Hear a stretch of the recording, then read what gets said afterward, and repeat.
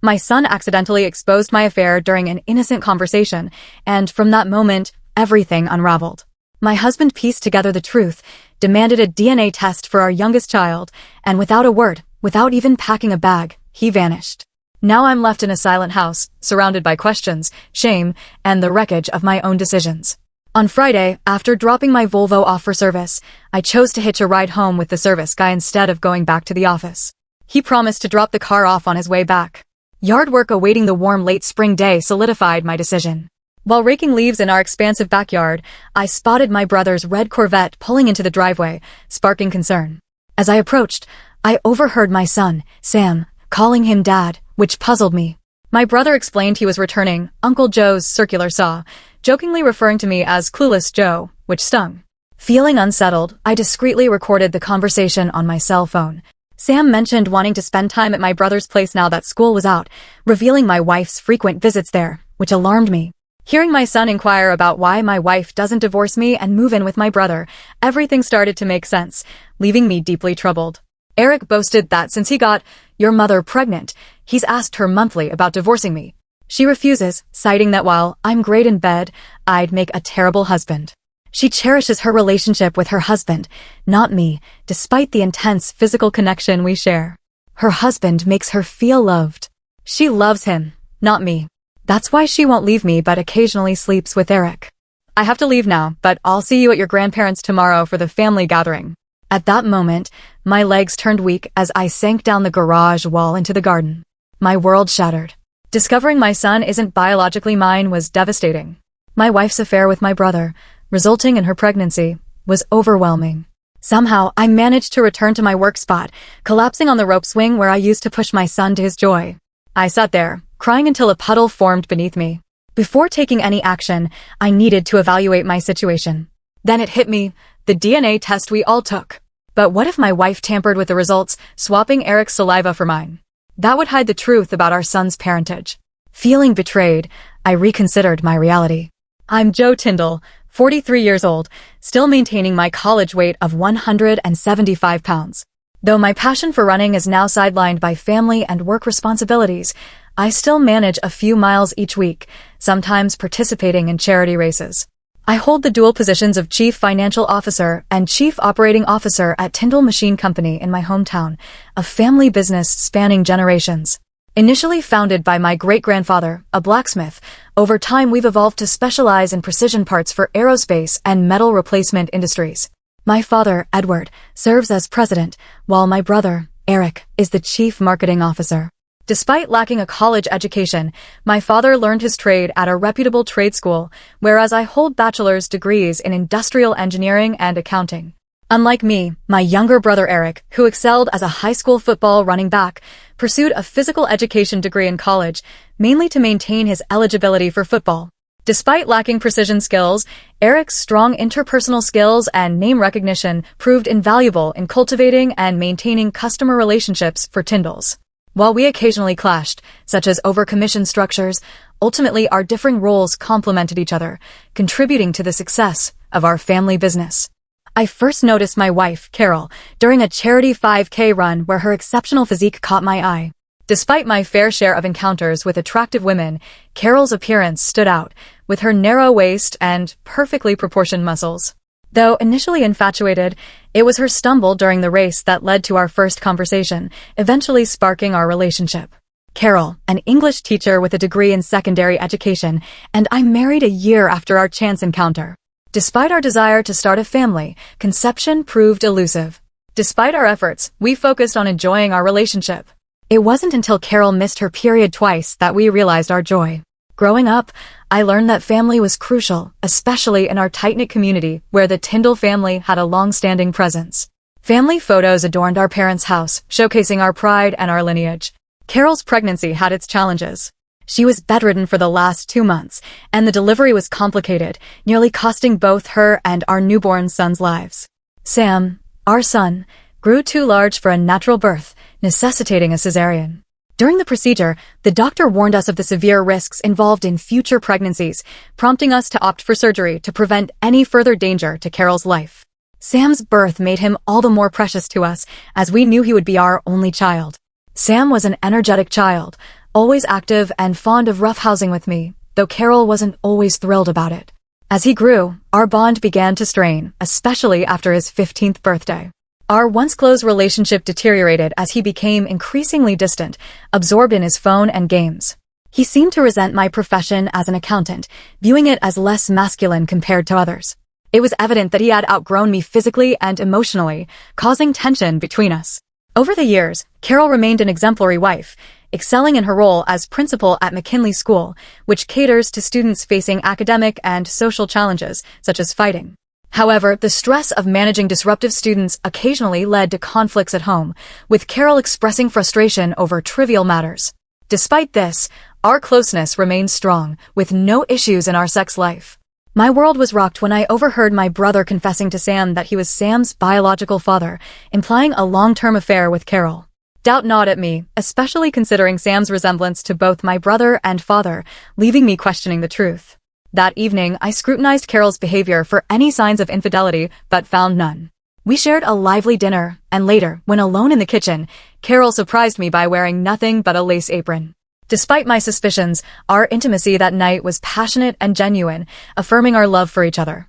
The following Saturday, we headed to my parents' house for lunch to celebrate Edward's 70th birthday. Carol preferred her Lexus over my Volvo, and Sam wanted to drive separately. As we arrived, my mother, Sally, greeted us with hugs in a specific order.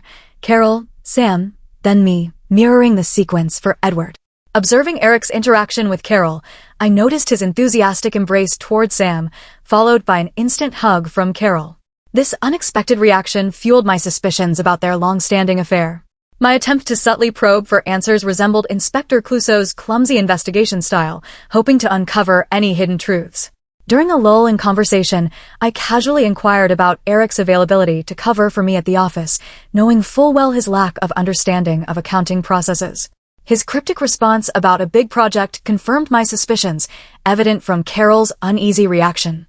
Silence filled the room, devoid of any sound save for the stillness. It was quieter than midnight in a graveyard. All eyes darted between the five of them, a clear indication that they were aware of the infidelity. Beneath my facade of cluelessness, I grasped the situation. Dad initiated the conversation, expressing pride in our family's land and business legacy. He announced his retirement as president of Tyndall, with Eric succeeding him. However, the unequal salary structure favoring Eric left me uneasy. Carol's supportive gesture couldn't alleviate my concerns. The prospect of Eric lacking essential knowledge, leading the company seemed disastrous. Eric's assertion of dominance over me only fueled my frustration. It seemed once again I was destined to lose. All right, enough, Dad asserted. Eric, you're not taking the helm. I'm still chairman and hold all the stock. You'll run the business, as I say. This company's been in our family for a century, and I won't let it go south on my watch. We're Tyndalls, with our legacy in our hands, like those men on the wall. Dad gestured to the family portraits. So, chill out. Speaking of which, Dad, which one's your grandfather? I inquired. My grandfather's on the left. Next to him is my father, and I'm on the far end, Dad answered, glancing at the pictures.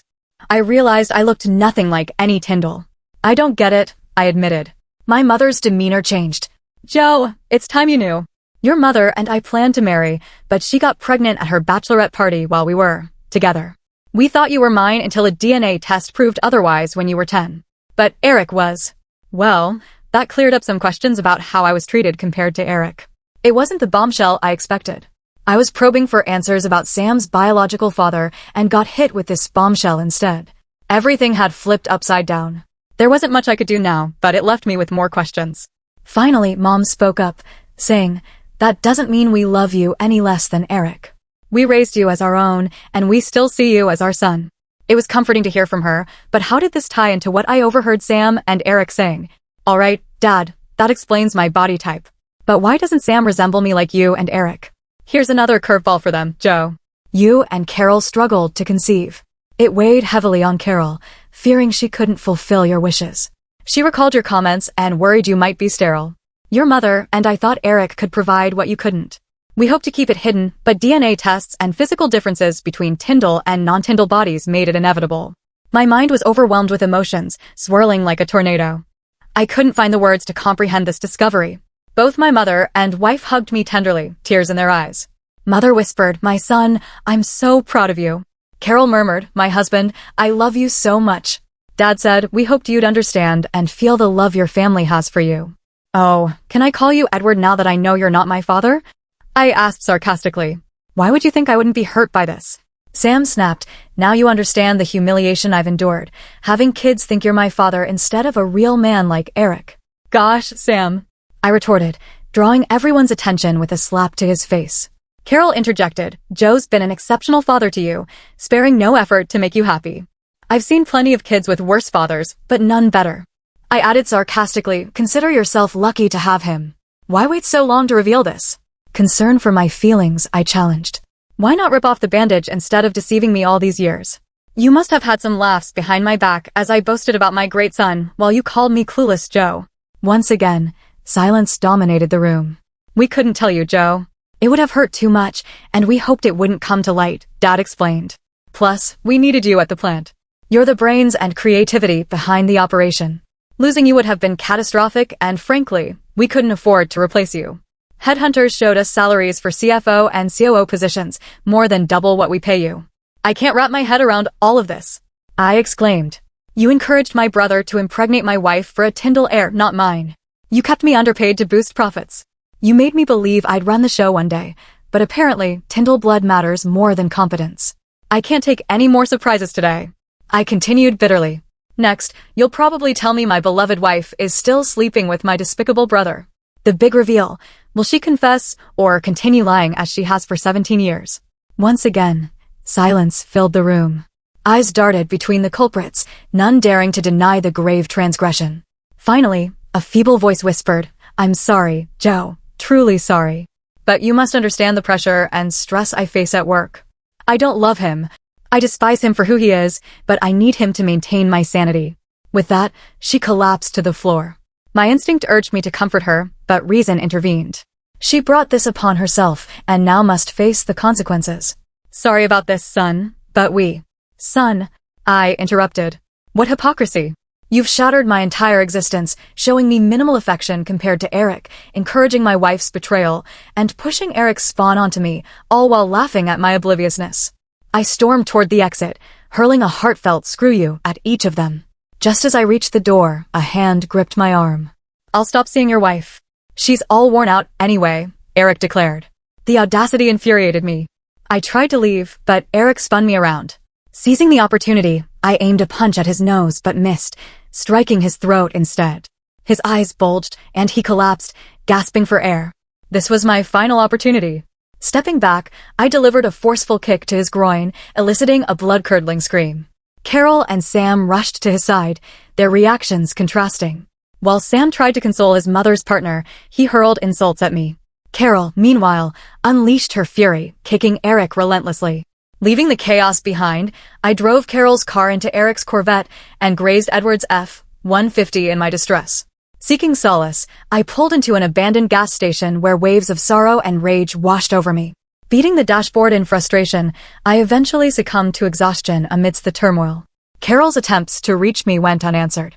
Taking a deep breath, I pondered my options. There was no reversing the damage done. I was not only a betrayed man, but also not biologically related to my supposed father. It was a complete mess. Just days ago, I felt on top of the world. Now it seemed like everything had turned to garbage. But amidst the chaos, I saw potential avenues. Option 1, continue in ignorance, accept a raise, but work under Eric or Edward. However, the thought of seeing Eric and Carol every day filled me with dread. Option 2, vanish quietly, leaving the Tyndall family to their own devices. Yet they hadn't cared much for me before, so why would they after? Neither option appealed to me. Option 3, stay and infiltrate the family, but not for their benefit. I wanted to make them regret every wrong they'd inflicted upon me. Yes, door number 3 was my choice. With my house 20 miles away, I had to act swiftly. I left the damaged car in the yard and packed essentials into my Volvo. Bullet, Sam's dog, lingered around, a constant annoyance, but even his parting gift, a pile of dog mess, couldn't dampen my resolve to leave. Amid laughter, I carried the fresh dog waste into our bedroom, placing it on our wedding ring quilt, a sentimental piece stitched with wedding ring patterns and fabric from our childhood clothes. I topped it with my wedding ring, a clear symbol Carol would understand. Meanwhile, I stacked and hammered nails through all the framed pictures of her and Eric's son, shattering the glass. With my loaded Volvo, I checked into an extended stay hotel across town, then swapped it for a rental car to avoid detection. Next, I stashed Sam's car in a storage unit, intending to sell it later. Over pizza and beer in my room, I focused on financial tasks, securing my funds and closing joint accounts. I left Carol 2 paychecks worth in our account, taking the rest, including Sam's college fund, which I'd withdrawn over time. Sleep was elusive as I grappled with memories of happier times, but realizing my loved ones didn't care, I embraced a new identity. Not clueless Joe, but Formidable Joe. Tomorrow, Formidable Joe plans to make his move at Tyndall Manufacturing. With Sunday being a quiet day at the office, it promises some amusement. Oddly enough, this thought helped me rest easier. Parking my rental car at a safe distance from the entrance, I avoided arousing suspicion. Disabling and reactivating the security system, I made my way to my office. As CFO, I held the keys to all financial accounts. Consolidating funds into the main account, I left enough for 2 staff paychecks, maxed out the line of credit, and wired the rest to our Cayman Islands account, a long-standing hub for international transactions. Next, I secured every account with new login details, ensuring no access for the foreseeable future. Chuckling to myself, I altered the postal address and sent closure notices for utilities and services. Thanks to our cloud-based system, I wiped out any trace of financial records and changed access permissions. Even the CNC machines received updated login details. Then I delved into Eric's computer, uncovering incriminating videos, saving them for later. I left his computer untouched, saving the anticipation of future retribution. The utility room was my final destination, a stronghold of shorts enclosed by concrete walls. It housed the main electricity line for Tyndall Manufacturing. With our heavy power consumption, a misstep could turn someone to ash in an instant. Only the electrician and I had access to this room, and bureaucratic procedures would delay any service shutdown. Meanwhile, I shut down operations and replaced the locks, ensuring a delay in restoring power once they realized the main transformer box was tampered with. As I left, I tossed all the keys into a bucket of cleaner fluid, erasing their identities. It was bittersweet to walk away from the building I had hoped would be my lifelong workplace. Dreams of leading Tyndall Manufacturing with Sam as my successor turned into nightmares. Having attended numerous industry conventions during my time at Tyndall, I now saw them as potential job hunting grounds. Ignoring countless messages from my family, their apologies and justifications rang hollow. My mother's plea for forgiveness for her past actions echoed, yet I couldn't reconcile with Carol and Sam's betrayal over 17 years. On Tuesday morning, I reached out to my attorney, Bob Carson, to discuss my options and seek representation. He had an available slot at 3 p.m., so I returned to my apartment to gather the necessary documents. My strategy was leaning towards filing for divorce on grounds of infidelity. Though relocating my wife out of state for that seemed unlikely, nonetheless, I expressed my desire to avoid paying child support and proposed a 50-50 split of assets, since I lacked stock ownership in Tyndall Manufacturing and relied solely on a modest salary and patent income. My attorney anticipated a straightforward process, unless she contested. We aimed to file the paperwork promptly, preferably at her school, where she had humiliated me for years. During our meeting, I disclosed the rearrangement of Tyndall funds, leveraging my CFO authority to move money between banks without embezzling. While my attorney cautioned against potential legal repercussions, I reasoned that my limited assets wouldn't justify their legal expenses.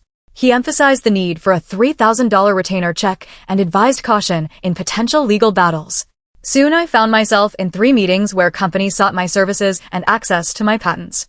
With supportive friends in town, I didn't want to burden them, so leaving seemed the best option. At 43, starting anew seemed my only way out of this mess. A week later, Bob Carson alerted me to a situation at the county attorney's office. Edward accused me of embezzlement, wire fraud, and grand theft. However, all funds remained securely in a Tyndall account. Edward's aversion to flying, especially over water, hindered his ability to handle the matter in the Cayman Islands. A month after Carol received divorce papers, my attorney asked if I had responded to her attempts at communication. I hadn't entertained any contact from her. Legal hurdles emerged with Carol contesting my claim to Sam's college fund and car. Despite doubts about winning in court, I proposed concessions. If unsatisfied, I threatened legal action alleging fraud for my belief in being Sam's father. A week later, the lawyer conveyed that Carol was ready to sign the paper, but she requested an hour with me. I reluctantly agreed, stipulating that only Carol and I would meet and that I would record the session for security. The following week, I parked in my old driveway, wary of unfamiliar vehicles. Carol awaited my arrival, offering no seductive gestures. Instead, stacks of paperwork symbolized the final dissolution of our marriage. There was no romance left. It was a mere formality. Over the next 15 minutes, she repeated familiar excuses and apologies, straight from the cheater's playbook. Her words didn't move me. I stopped counting the I'm sorries and can we fix this? She even brought up history, trying to justify my alleged wrongs. When she asked for specifics, I stayed calm, leading her to confess. Too many. Her voice trembled. There was no anger in my face, just a deep sense of detachment.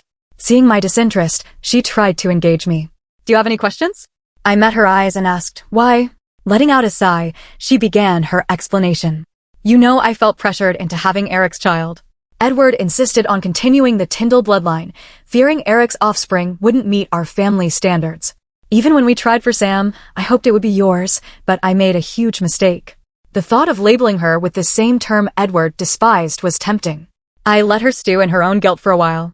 I retorted, your reasoning is disgusting, Carol. Continuing with Eric after getting pregnant? Was that to keep our family together?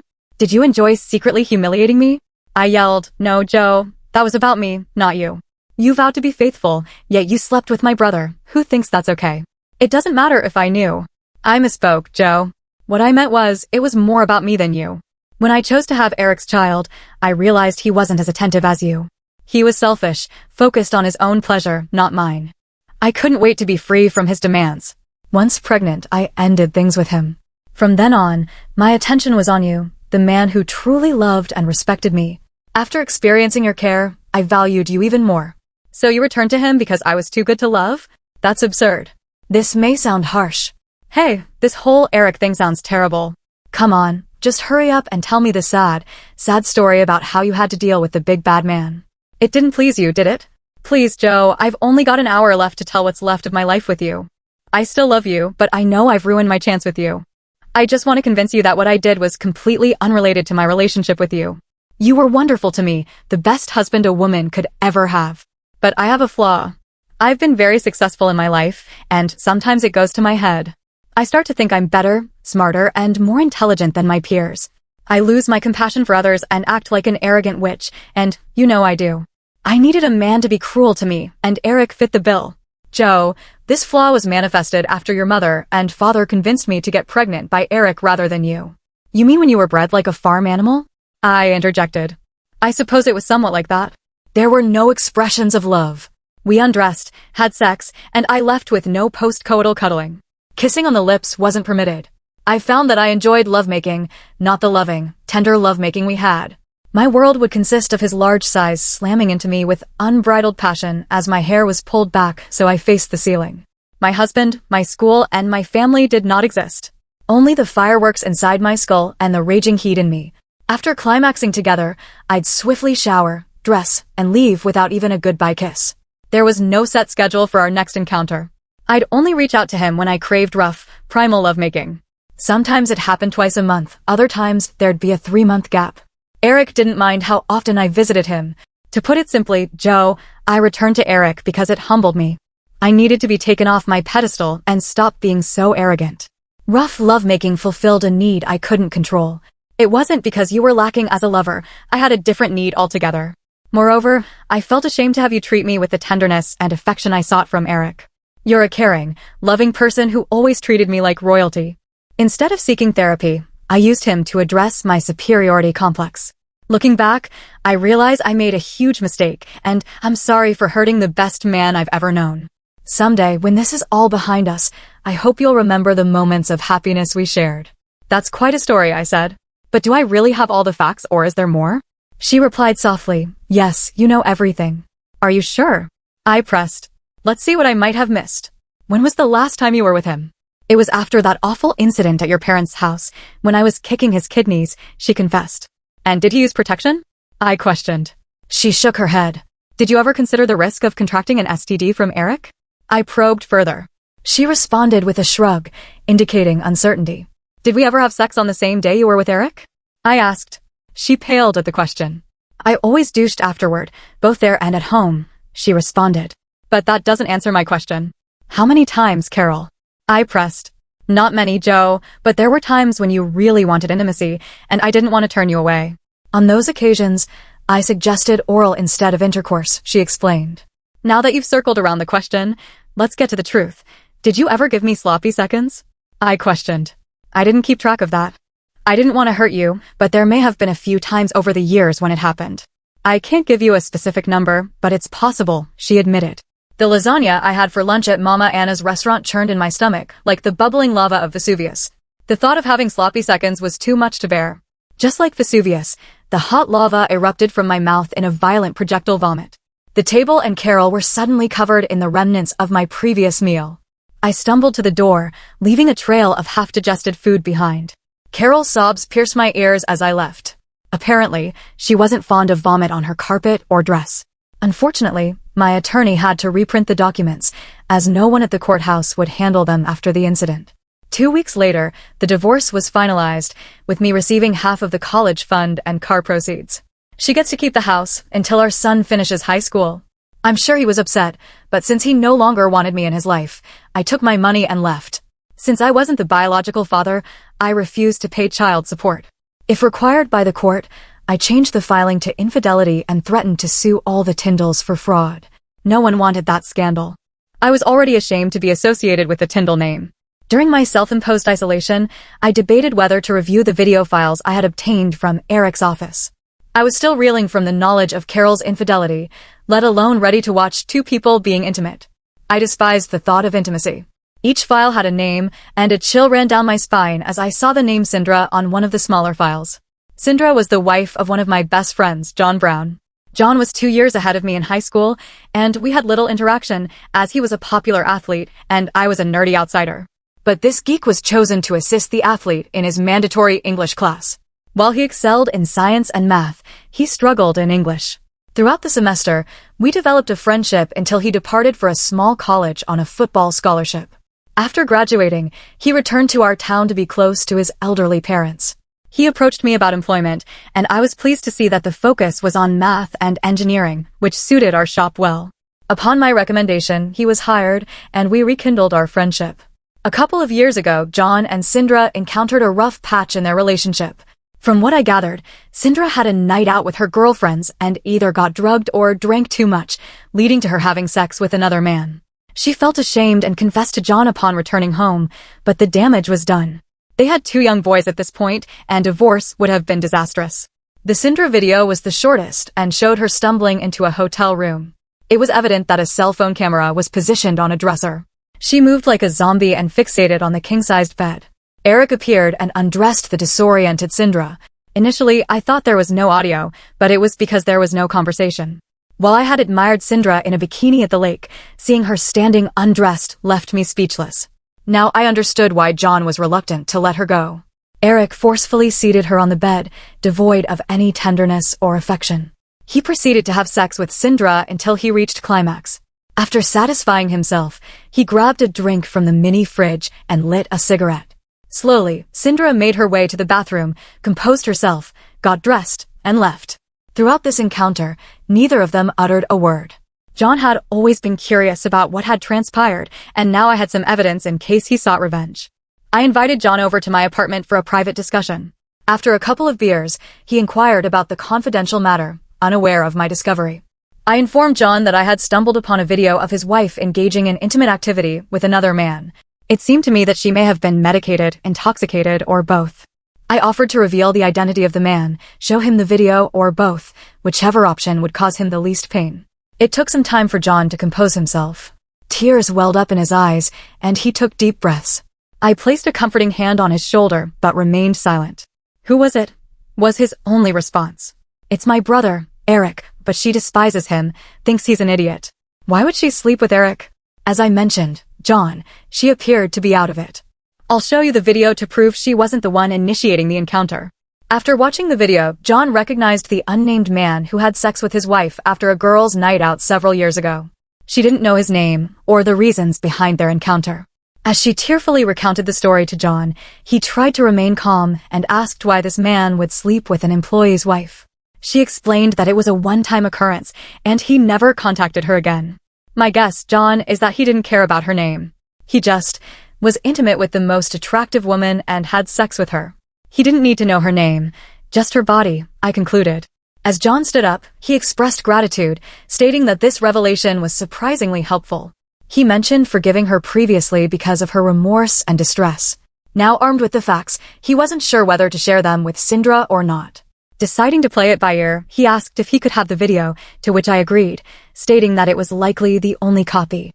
He joked about potentially causing accidents to his brother in the future, ensuring his alibis were solid. We embraced, and as he left, he told me to keep in touch, acknowledging our close bond. I didn't invest much time in reviewing the videos of Carol and Eric. It simply wasn't worth the effort and was upsetting. Eventually, I decided to delete all the videos with Carol's name on them. I never wanted to see those recordings again. However, fate intervened.